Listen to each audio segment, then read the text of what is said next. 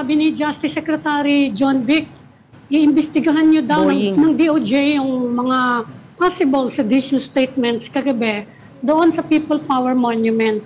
Meron bang anything new there? Baka may update kayo para sa amin. I saw that also in the news, Ma'am Amy, pero wala po akong nalalaman pa ngayon na nire-refer sa amin for purposes of investigation. Alam ko po, we did have a coordination meeting with the law enforcement agencies, the PNP, for purposes of preparations for the rallies dahil sa una-una po gusto nating matiyak na tahimik, payapa ang magiging pagpupulong at pagtitipon dahil iniiwasan po natin yung maulit yung nangyari po noong September 21 where there were forces who intervened and caused some trouble. So, bago po nangyari yung rally nitong INC ay nagpatupad na po nagpulong nga po kami at pinababantayan lang namin, pinasisiguro namin na maging payapa yung rally.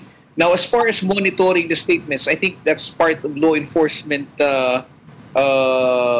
duties or law enforcement responsibility na kung sakasakali po sa tingin nila, meron po silang basihan para magsampa ng kaso sa amin, amin naman pong titingnan nito at susuriin bago tayo magdesisyon kung meron po talaga may sasampang kaso sa husgado.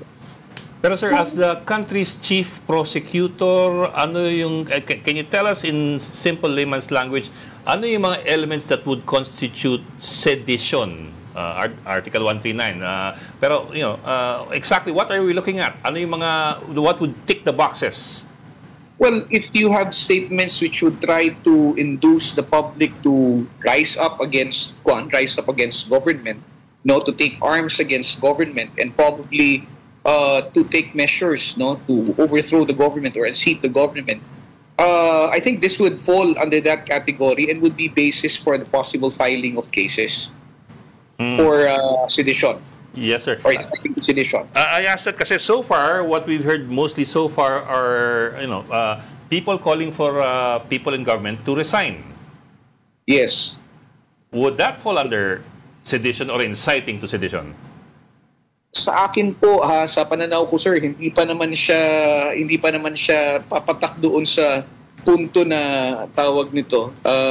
Tumultuous, yes, po. Kasi, pagpapahayag po ng kanilang opinion, pagpapahayag po ng kanilang mga hinaing, at titingnan din po kasi natin, ano bang pinanggagalingan itong mga binibitawang salita nitong mga tao nito. Well, sabi nga natin, ito po ay dala ng galit at probably dissatisfaction with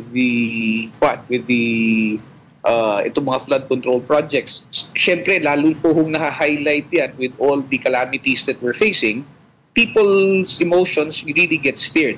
But if you're talking about inciting to sedition, ang sinasabi po kasi nito is you encourage people to resist, rebel, or cause public disorder, na so far naman sa nakikita natin, let's say for example yung rally ng INC, well, these are mostly people talking, pero wala pa ho akong nakikita na nagbigay ng pahayag na sinasabi na dapat alisin na natin sa pagkakaupo kung sino mang mga nasa pwesto sa ngayon.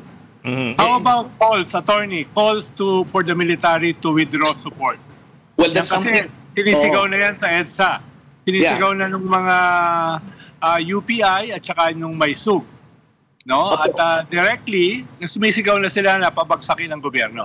Well, in that instance, that's a different story altogether, Sir Ronald. Kasi, syempre, yung ganyan, alam natin na the head of the military is the president, being the commander-in-chief.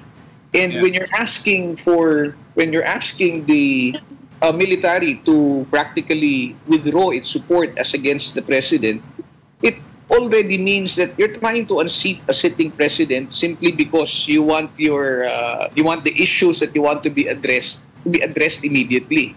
So yung sa tingin ko, sa pananaw ko, yung ganung klase hong mga aksyon na tinatawagan yung military at sinasabi na i-withdraw yung support, that is a more serious pronouncement than any speech which is given just because galit yung tao or mas maang loob sa mga nangyayari sa ngayon.